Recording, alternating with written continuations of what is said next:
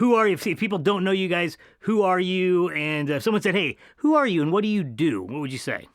Well, I'd say we're Mission Studios. My name is Wesley Blevins. I'm the writer and director. This is my brother Josiah, who's my producer.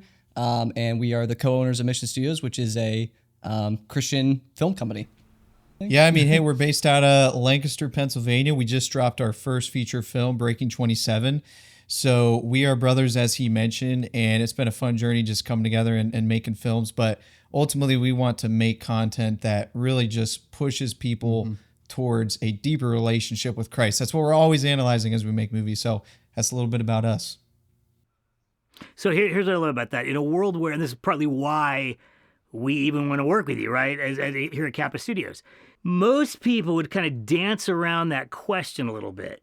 Not so much what they do, but they would say, we do. They might talk about things. They'd be a little bit, they probably wouldn't be as bold as you two are to say, number one, you said you're Christian filmmakers, which that alone can maybe go in two different directions. Like, yeah, we're Christian filmmakers who make different kinds of movies, but you made it clear why you do what you do. So you want to point people to Christ. So how to elaborate on that from your own, just your own vantage points.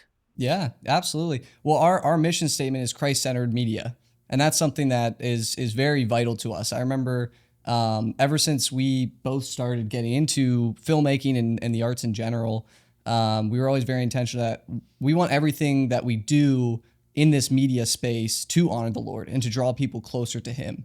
Because I think when we talk about our giftings and our passions and art in general, I think it's a gift from God, and it's something that's God created. God is a creator, and we're created in the image of Him, and so we're created to create in many ways. And so I think because of that, when we do things selfishly and we make things out of selfish ambition, it's only going to get so far. But if we say, all right, Lord, this gift that you've given us, we want to give back to you. We want to make stuff that draws people closer to you. I think that's where you find fulfillment.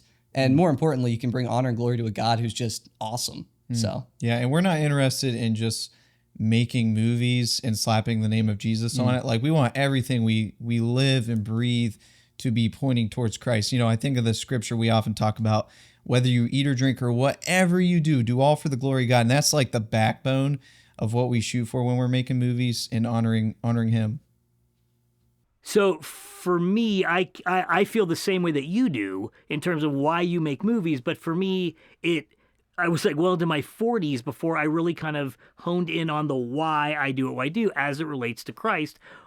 Before we get into the actual filmmaking itself, what is it about you? Was it your family? Was it your parents? What gave you both this singular focus on honoring Christ with your work and being not ashamed of the gospel? What spawned that in you at such a young age?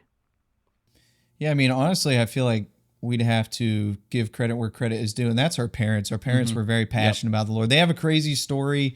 That's a whole other podcast for another time, but they both came from unsaved, non-Christian background, and God radically changed their lives. And so they were so passionate about raising a family for Christ. And so our dad, who's a pastor, he's been a pastor most of his life, he's always just encouraged us in just such a healthy way and holding us accountable to make sure we are on our A game to do everything for Christ. And our mom was always right there with him too. So honestly, I think it stems back to the way our parents raised us. And just like anybody that grows up in the church, eventually there comes a time where you can't hide in the shadow of your parents' faith. And so there's this transitional period where you have to own it for yourselves. And we're just excited to continue serving the Lord in our space. Yeah, no, I totally agree. I think for both of us, I think our dad has been a huge influence in our lives, and our mom as well. But I think our dad is a great example of leading by example, in that everything that he does do for the honor and glory of Christ. And that led him into the ministry of being a pastor and all that. And so I think we grew up seeing that, which was a huge blessing. So I think that was a great example for us, a great role model for us to follow in his footsteps in the things that God's gifted us in, or the passions that God's given us, I should say, is to do all things for Christ. So, wow, what a awesome, obviously, legacy that the Lord has built through your parents and through you guys. That's incredible. So, okay, now how did you guys, your brothers, were you making little movies when you were little kids? How did the movie making come about? It all started with the T Brothers. Oh, That's where it all started. The T Brothers was the first movie we ever made. Someday we will bless people with this masterpiece and put it online. But Wait, the T as in the letter T, the T brothers? No, as in like teetotalers. Teetotalers. The Yeah. storyline was about this group of guys that were anti-coffee, and they were the T Brothers, man. And so anything related to coffee, it was, it was a no-go. No, but seriously, we come from a big family. We're really blessed. We are part of 8 children in our family. And so there was a lot of crazy stuff going on in a good way, good kind of crazy family life. But there were 4 brothers right at the beginning of the family. Wesley is the 4th one. I'm the second one, second oldest. And so we were always into things related to drama. We did 1700s historical reenactment. Yeah. We even did music. We were always in the back property. We grew up in a very rural area. We were homeschooled. And so we had a lot of time on our hands to get creative. And so, as I mentioned, we did 1700s reenactment, historical reenactment, and we had a homestead in the back of our property. And we were often acting out scenes, acting out storylines and different things. And as time went on, we just wanted to start capturing these things on camera. But the thing that's funny that I find kind of interesting with our story, Wesley was always kind of the straggler left behind, so to speak. We would pull him in if we needed a kid to act or something. If they needed a stunt actor, yeah, if they needed somebody to get thrown around or something, I'd get pulled in. So. He was always the go-to for that, the guinea pig, what have you. But nonetheless, he was a straggler, and life moves on. We pursued relationships, we pursued careers and different things, and so filmmaking kind of took a back burner as we started growing up in life, I guess you could say. But Wesley actually continued to pursue filmmaking independent of us brothers. Mm-hmm. He had made some projects, some shorter films by himself. Mm-hmm. And then I think it was the beginning of 2023. I think it would have been, yeah.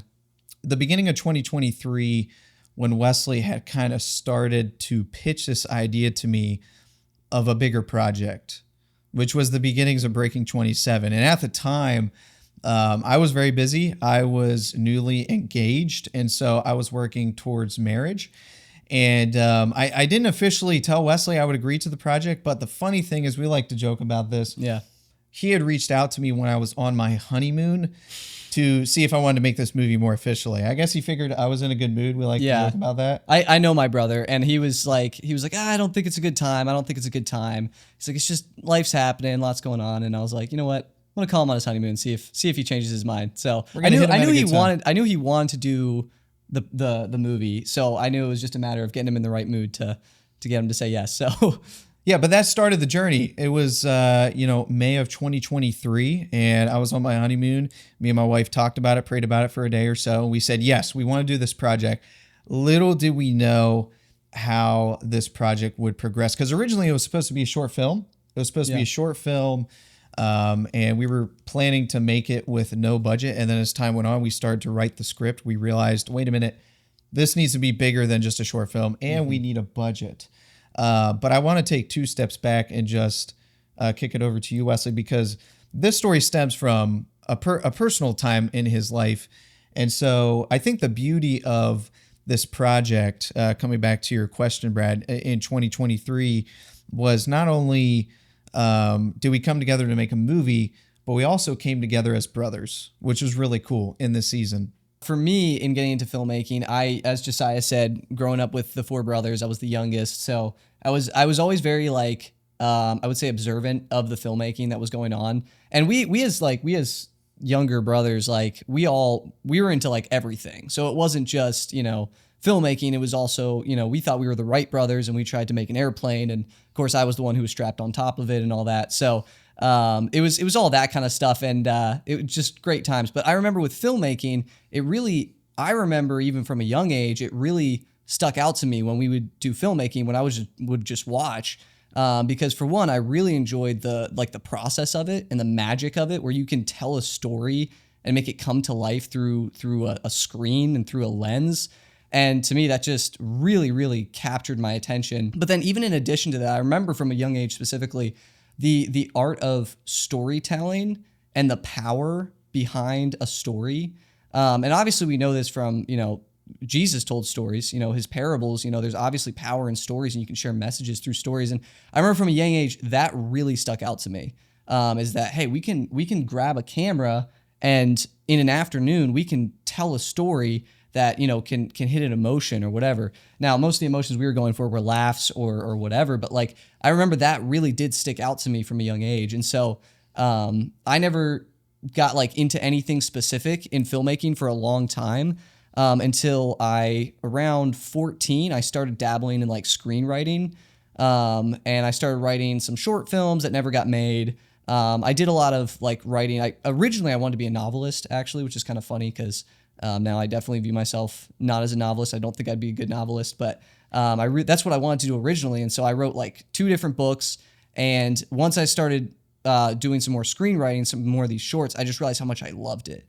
And what was funny was at first I was like, okay, I would love to be a screenwriter, but no part of my brain thought, oh, I'd love to be a director. Like I just didn't think I had it in me. I'm not a super like strong, like out there personality. And so for me, I was just kind of like, I just don't think I could do that. And it just didn't interest me off the top of my head. But what ended up happening was when I would have been around 17, I think. No, I would have been younger than that. I would have been about 15 or 16, I think. When a friend of mine came to me and was like, hey, I want to make this movie for the family. He's like, it's nothing big. It's just this little short film I want to make. Would you write and direct it for me? I have this like story concept. And I was like, sure. He was a friend of mine. And I was like, this sounds fun. I'll do it, And it ended up, the little short film ended up being a little longer of a short film. It was still a short film, but it ended up being like an actual production, which for me felt like I felt like I made it. This was huge. Like I had a team. I was like directing people, and I learned so much through that film set. But one of the biggest things that I learned was how much I love telling stories for Christ, how much I love telling stories that honor and glorify God. Because even though I look back on that movie and I cringe extremely hard when I watch it, because there's like 110 things that I did wrong and maybe 1 or 2 things I did right. One of those things that I am very grateful that me and the team did was we honored the Lord through the whole process. We prayed through every day.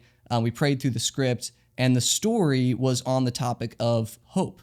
And it was a Christmas movie, and it was on the topic of like hope and why Jesus came to the earth.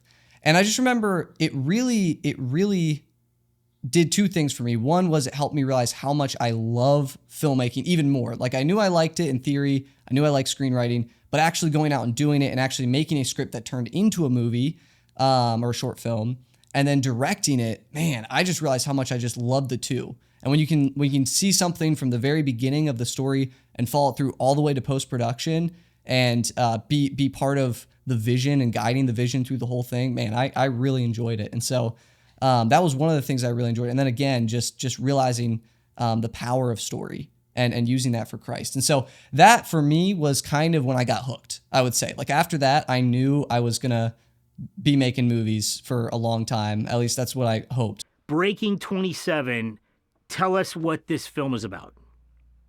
So Breaking 27 is a film with the goal of raising awareness and offering hope on the subject of depression. And that was the whole point of this film, being created and reaching people for Christ from that angle.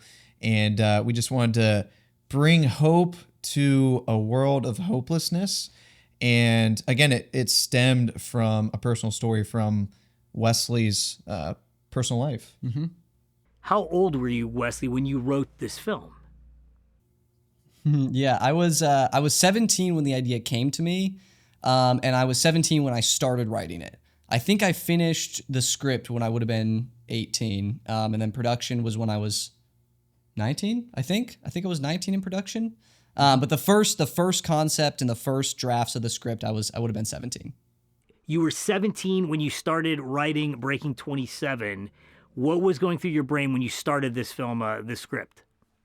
Yeah, that's a great question. So the script came to me, or the story came to me in a very unique way. I'll say that. For one, I've shared it before, but I've struggled with mental health in my own life, and I've struggled with depression and suicidal thoughts in my own life. And so I was coming out of my short film, and I was trying to determine if I should make another movie or not. And I remember praying about it. And at this point in my journey with depression, I was on the way up. I was working through it, and I was on my healing journey, but I was still struggling. I was still in the struggle. And so I remember just praying to the Lord and being like, God, like, is there a story that you have for me? And if so, like, is now the right time? Should I wait? Like, should I wait until my brain's in a better place? And the movie came to me through one scene, which ended up becoming the pinnacle scene in the movie. I was walking to my car, and it just hit me. Like clear as day, I watched a scene play out in my mind, and I won't give spoilers, but it was the pivotal scene in the movie that takes place at the lake. And I just watched the scene take place. And as soon as I saw that, the whole movie just came to me, because everything built up to that point and then followed through after that point. And that's kind of where the story came to me. So it started with this idea of, should we make a movie? Should I make a movie on the topic of depression? Is this something that should be talked about? And then the scene came. So that's kind of how Breaking 27 came to be. And I think through the whole process, it's always been at its heart about sharing hope on the topic of depression. And the story, I love storytelling, and so that's been a big part of it too. But at its core, I think it was the message that helped me stay motivated through the whole project. That's awesome. So was there a time when you were, let's say, writing the script, did you ever think, I'm too young, I'm 17, then 18 years old, you're a teenager when you start writing the script? Did it ever dawn on you that, hey, I'm too young to write about something as I don't know, as real and important as depression? Yeah, I think it's a funny question. I think when it really hit me, because originally I thought it was going to be a short film. And so originally I thought, this is something I'll do with my friends and family. So it didn't really sink in until the scale of the movie. We realized it was going to be a feature. And for me, I remember it hitting me how young I was when we started hiring people, because I'm doing job interviews with people who are like old enough to be my dad. And I'm like, oh yeah, I am young here. This is a little funny, but we had a great casting crew, and nobody ever questioned it or even brought it up, I don't think, for the most part. But I do remember in the casting process, especially, I thought about it. And then also when we were hiring some of the crew and we were going through some of the interviews there, I just remember definitely thinking about it then. Here you are, you identify yourselves as Christian filmmakers wanting to point people to Christ. There has been so much talk over the years of wanting to tell stories that are more gritty, that are more sort of, I don't know, street stories, as opposed to what many would call a more traditional Christian film, whatever that means. With you guys, you went with a totally different take on, or should I say the plot line was not a typical plot line for what some would call a Christian film. Was that a conscious decision you make, or were you just saying, no, this is the story I just want to tell? That's a great question. So I think before I answer it, I will say this too, because what I'm going to say might seem like it contradicts this, but it doesn't. And that is that Breaking 27 is just as much for the church as it is for a secular audience, because I do think the topic of depression is something that needs to be talked about in the church. And so it is a movie for the church, so don't miss that. But with that being said, Breaking 27's mission was twofold, and one was to raise awareness and offer hope on the subject of depression, and then the other one was to share the gospel. And we wanted to do that in a way that's authentic and true. And in addition, when you talk about depression and you talk about the hardships that come along with that, I think there's a bit of grittiness to that already, and you almost have to be authentic to that and not try to pretty it up or paint a prettier picture than it is. And we have to be honest with, no, like, the struggle's real. The world is a messy, dark place. And then in addition to that, with reaching people for the gospel, we wanted to make it appealing to a secular audience. So we wanted to have that action, crime feel to it that can pull people in and intrigue them and entertain them, while in addition to that, also sharing a clear gospel message. I think back to when we first started brainstorming for the script and the storyline, and the biggest question we kept coming back to was, how can we reach a secular individual that is struggling with suicide and depression? Yeah. And I think when you ask that question, it brings clarity as to where you need to go with the story, where you need to go with the scenes, because you need to come at a story from a different angle for something like that than for, say, someone in the church. Now, Right. I also think at the very beginning stages of the film, we have these two characters in the film, Angelo and Abby, and they're kind of stuck together for a significant period of time. And we wrestled with, okay, who should we make the main character? Should it be Angelo? Should it be Abby? But when we went back to that question of how do we reach a secular person struggling with depression and suicide, it was very obvious. Angelo has to be the main character. And so I think for a lot of folks, the grittiness was perhaps maybe a little hard to get past. But I think when you look at the context as to why we made the film, where we're coming at things with the storyline, I think it gives a lot of healthy clarity as to why we tackled it in the way we did. As you guys are thinking this through, as followers of Christ, as guys who want to be, unapologetically, you've said why you're doing this. How are you navigating sort of the violence within the movie versus doing stuff that you think is honoring to God? How did you guys process the action side of it, the crime drama side of it, with the messaging side of it? A big part of our hearts is that we don't ever want to glorify violence, because we know that obviously that contradicts who God is.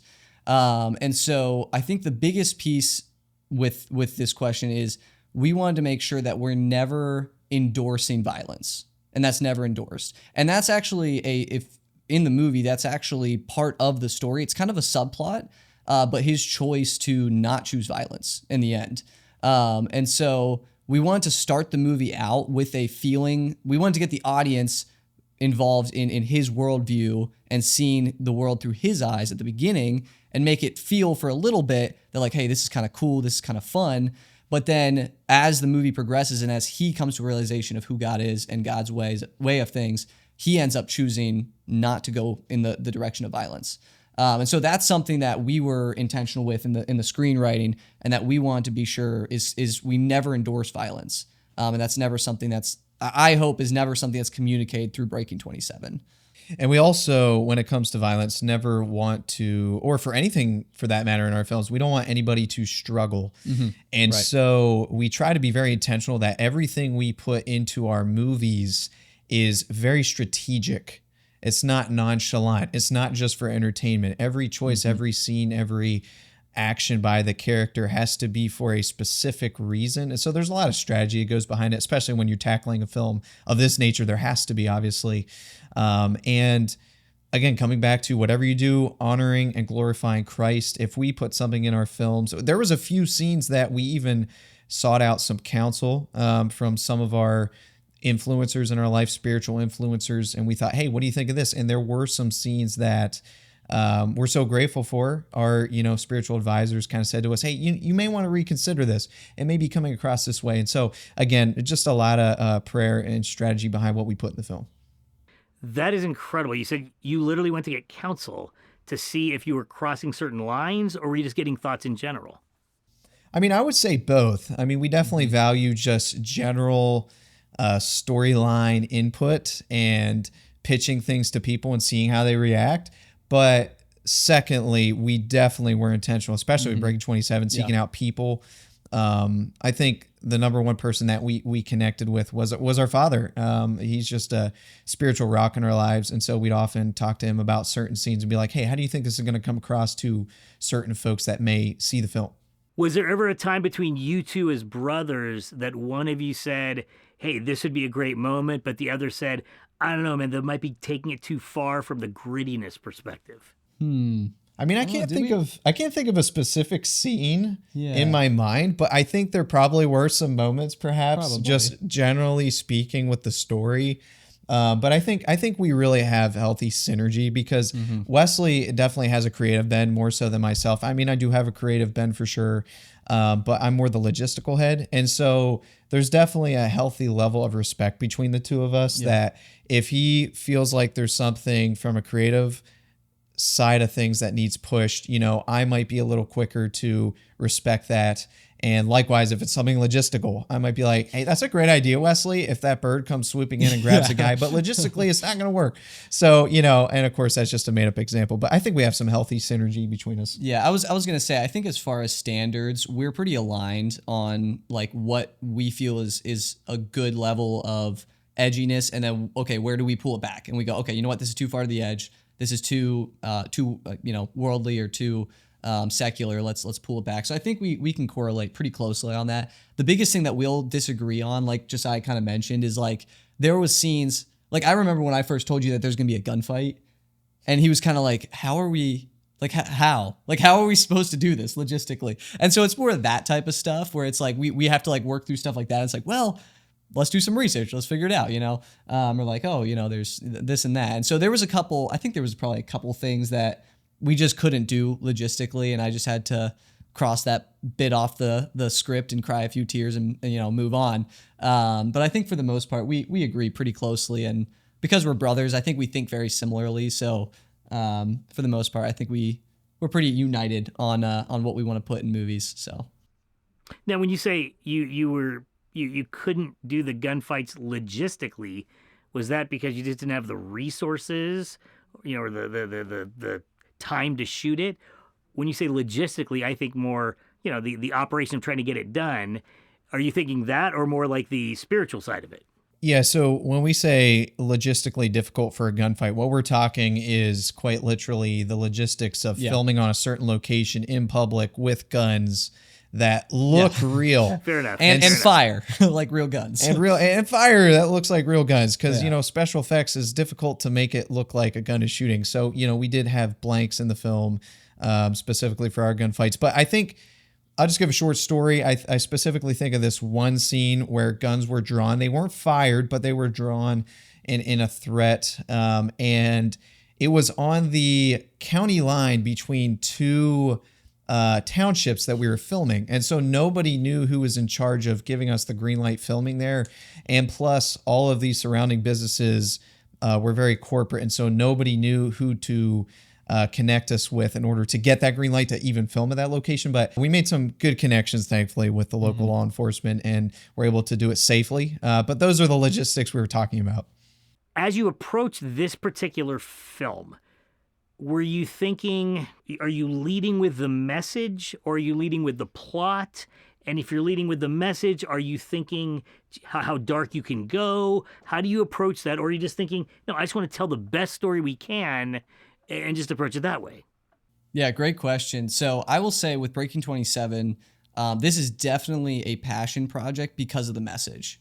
And so I feel like not only was the message of hope in time of depression the thing that drove us through the whole production, I think that's what inspired the story. And coming back to how the story came to me, which was through like just a scene hit my head, and just bam, it was there, that one scene. And so that scene was the pivotal scene, which kind of explained the message of the movie.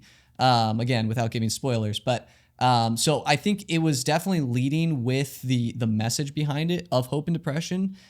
But on the same hand, we love storytelling, we love filmmaking, and we wanted to do it justice. You know what I mean? So we didn't want to just, here's just a message, let's just throw it out there and come up with a story that will work for it. It was also, okay, what story is going to work well? Like what's the hand in glove for this? The message and the story that's going to work together, and they're going to feed each other, if that makes sense. So I think that's kind of where it stemmed from. But I would say it definitely, at its core, definitely stemmed from the message behind it. So, yeah, right now you have films in the marketplace that are made by very, very young filmmakers.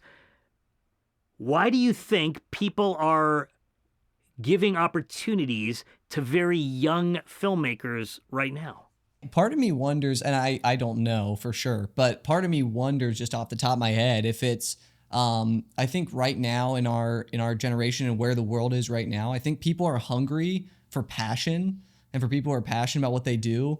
And I think that's sometimes what can happen with young filmmakers is they're passionate about what they're doing, and they just come at it with their whole heart. And so I think maybe the market is kind of tired of just movies that are just made like systematically and want people who have a passion behind what they do and a passion for the art. Again, I don't know. That's just the first thing that popped into my head, that maybe that's one of the reasons that we're seeing that right now. I don't know. I mean, I definitely personally believe that right now in our generation, people are desiring one thing, and that is authenticity. Yeah.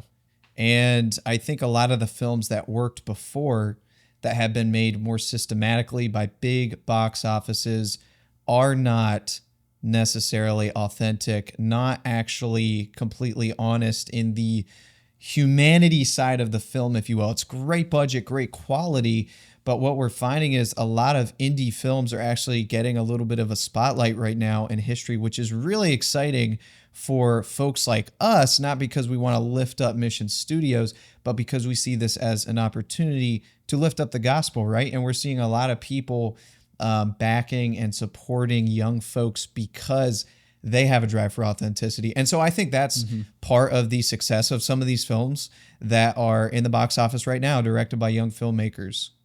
With you guys being your age, I wonder if it's second nature to you a little bit more than the previous generation. Are you just more accustomed to living in a world where people have very, very short attention spans? And do you feel like, are you thinking in terms of, gee, we have to do stuff that people will watch within 30 seconds, 45 seconds? Are you consciously thinking of the short attention span that the world seems to be racing toward? Does that affect your storytelling as best as you can describe? We definitely kind of view this as, when it comes to marketing, we're definitely thinking about that as far as how do we make reels? How do we make content that draws people in and want to go see our film? So I would say, especially when it comes to marketing, we're thinking through that. When it comes to storyline, we're more concerned about, I'll say, the chosen few, right, that are actually interested in sitting down and watching a film. We often talk about how, live play productions are almost a thing of the past, but there are still people that are passionate about it, and it's almost like a niche audience, if you will. And so we're more concerned about making a quality storyline and a story that flows versus trying to cater too much to attention spans. But of course, we're trying to be cognitive of getting something punchy in the storyline that draws people in while not sacrificing the flow of the story. Yeah. And I'll just add on to that a little bit. I totally agree. I think for us, it's important to note that the attention span definitely is shorter in my generation, especially. And so that's a very real thing. And I think in marketing and all that, it's very important. But for me as a writer, I will say, the stories that I want to tell, I'll put it this way. The stories that I want to tell aren't stories that are just, there just to capture your attention and hold your attention span, or, bam, bam, bam, bam, bam, just trying to keep your attention. They're stories that are meaningful and have depth to them, is the stories that I long to tell through filmmaking. And so I think we will find, like Josiah mentioned, I think it'll be more of probably somewhat of a niche audience in some ways, but hopefully I guess maybe I'm naive, but I tend to believe that there are a lot of people out there and a lot of people are hungry for stories of meaning that aren't just, quick entertainment and grab your attention, but are have deeper meanings and more, I don't know, put together art, I guess you could say. It is more than just trying to hold your attention. You're clearly a next generation of filmmakers, and you identify yourselves personally as Christian filmmakers. Not so much that you have to make a Christian film, but you are Christians who make movies, and obviously your motive and heart is very unapologetically, to point people to Christ. Do you consciously see yourselves as filmmakers trying to expand the genre of what people would call Christian films? I mean, I definitely think we currently have some great examples in the Christian filmmaking world. I think of folks like the Erwin brothers or John Gunn and different men like that, and even the Kendrick brothers, of course. But we really look up to some of those guys that are definitely pushing the limits when it comes to Christian filmmaking. And so we really have a high level of respect, and we want to join in that in making fresh stories that are talking about humanity and human struggles and things that are important to discuss in society and in our communities. And so, yeah, we are definitely thinking about how we can push the limits in a healthy way, in a fresh way for the people that are watching our films.